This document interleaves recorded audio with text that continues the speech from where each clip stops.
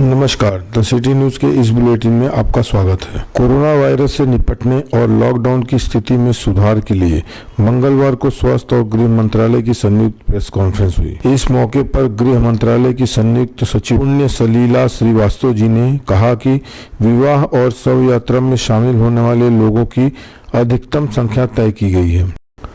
शादी में 50 से ज्यादा लोग शामिल नहीं हो सकते हैं, जबकि शव यात्रा में 20 से ज्यादा लोगों को अनुमति नहीं होगी। इस मौके पर शारीरिक दूरी के नियम का पालन करना होगा, फेस मास्क भी जरूरी है। आज मैं आपके साथ लॉकडाउन से जुड़े जो नेशनल डायरेक्टिव्स यानी राष्ट्रीय निर्देश हैं, उनकी तरफ आपका ध्यान आकृष्ट करना चाहूंगी।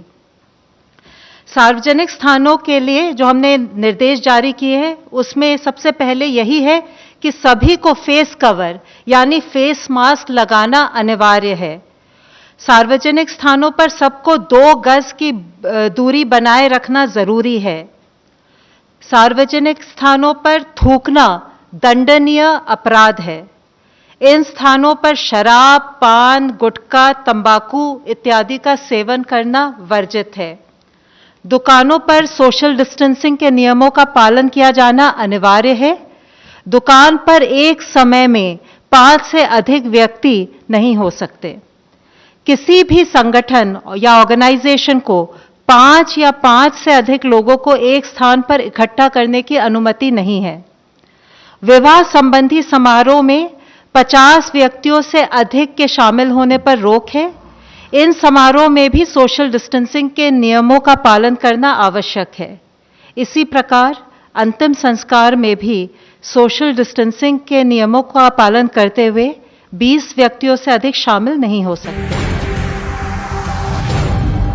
लॉकडाउन 3 के कारण सोना चांदी की मांग घटी है। मांग कम होने की वजह से दूसरे कारोबारी दिन मंगलवार को सोना चांदी की कीमतों में बड़ा बदलाव देखने को मिला। सोना 170 रुपया सस्ता होकर अब 45,743 रुपये प्रति 10 ग्राम पर आ गया है, जबकि सोमवार को यह 180 रुपया उछलकर 45,913 रुपये प्रति 10 ग्राम पर पहुंच गया था। वहीं चांदी की कीमतों में गिरावट जारी है। आज भी चांदी 590 रुपये सस्ती हुई है। इससे पहले सोमवार को चांदी 900 रुपये प्रति किलो सस्ती हुई थी। देश भर में कोरोना वायरस के संक्रमण को देखते हुए केंद्र सरकार ने 17 मई तक के लिए लॉकडाउन बढ़ा दिया है। इसके कारण सीबीएसई बोर्ड से लेकर एनईईटी, जेईई मेन और स्कूल कॉलेज तक के छात्र दुविधा में हैं। किसी को अपने एग्जाम की चिंता है तो किसी को अपने सेशन या क्लास शुरू होने की। मंगलवार को मानव संसाधन विकास मंत्री रमेश पोखरियाल निशंक ने ऐसे सभी सवालों के जवाब दिए और छात्रों की चिंता दूर की। एचआरडी मंत्री ने कहा कि यूजीसी कैलेंडर में कॉलेज एग्जाम 1 जुलाई से कराने और अगस्त में नया सत्र शुरू करने का सुझाव दिया गया है। इसका मतलब कॉलेज अगस्त से खुल सकते हैं। उन्होंने यहाँ एनईईटी और जेईई मेन एग्जाम की तारीखों के बारे में भी बताया। उन्होंने छात्रों को बताया कि किसी भी तरह के सवाल के लिए यूजीसी की ओर से कोविड-19 टास्क फोर्स बनाई गई है। उन्होंने यह भी बताया कि अगर कोई इलाका जुलाई तक प्रभावित रहता है तो छात्रों को पहले हुए एग्जाम और इंटरनल एग्जाम के आधार पर